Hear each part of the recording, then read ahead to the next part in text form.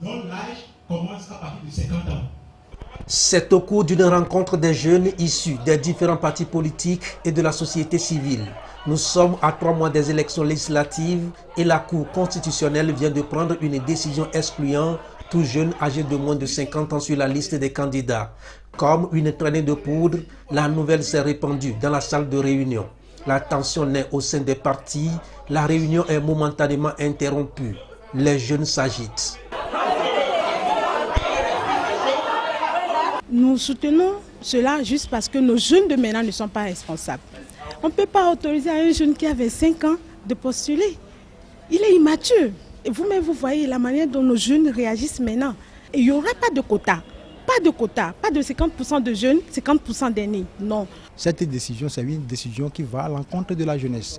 Puisque dans notre pays, la majorité constitue plus de 50%. C'est-à-dire plus de 50% sont des jeunes. Nous disons que désormais, pour être candidat, il faut commencer, le plancher, c'est à partir de 25 ans.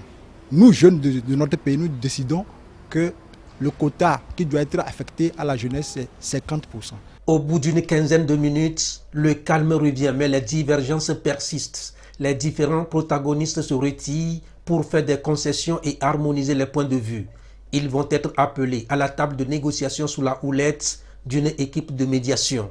C'est un cas qui n'est pas facile à résoudre. Nous avons essayé d'écouter les deux parties en conflit. On les a fait comprendre qu'il fallait quand même mettre de l'eau dans leur vin et qu'il fallait au moins revoir ça. Ils ont ramené la tranche d'âge entre 30 ans et puis ils ont aussi accepté qu'il y ait maintenant un quota de 25%. Les deux camps qui s'opposaient, nous, en tant que peuple, on subissait plutôt les effets de cette opposition-là. Et voilà, on était amené à proposer plutôt des solutions de juste milieu pour pouvoir départager les deux camps. Si les uns se disent que 50 ans c'est trop et les autres se disent que 50 ans c'est bon, on peut voir au moins le juste milieu, venir au moins à 35 ans. Le dialogue, c'est une arme très puissante. Cela s'appelle la gestion d'une crise née des incompréhensions. Ils sont 50 jeunes venus de 11 partis politiques et des organisations de la société civile à suivre cette formation des jeunes politiques initiée par PIPA, Programme for Young Politicians in Africa, coordination du Togo.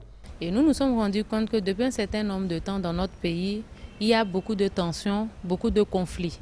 Et les jeunes ont toujours été devant cette scène, ont toujours été là, ceux-là qui étaient devant. Et on s'est dit, pourquoi ne pas prendre un thème qui est en rapport avec notre situation. Surtout qu'il y a les élections locales et législatives qui s'approchent.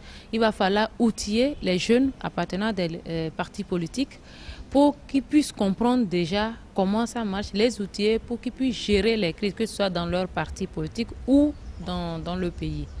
Le PIPA est un programme de la Fondation du Centre suédois qui a pour finalité la consolidation de la démocratie à travers le monde.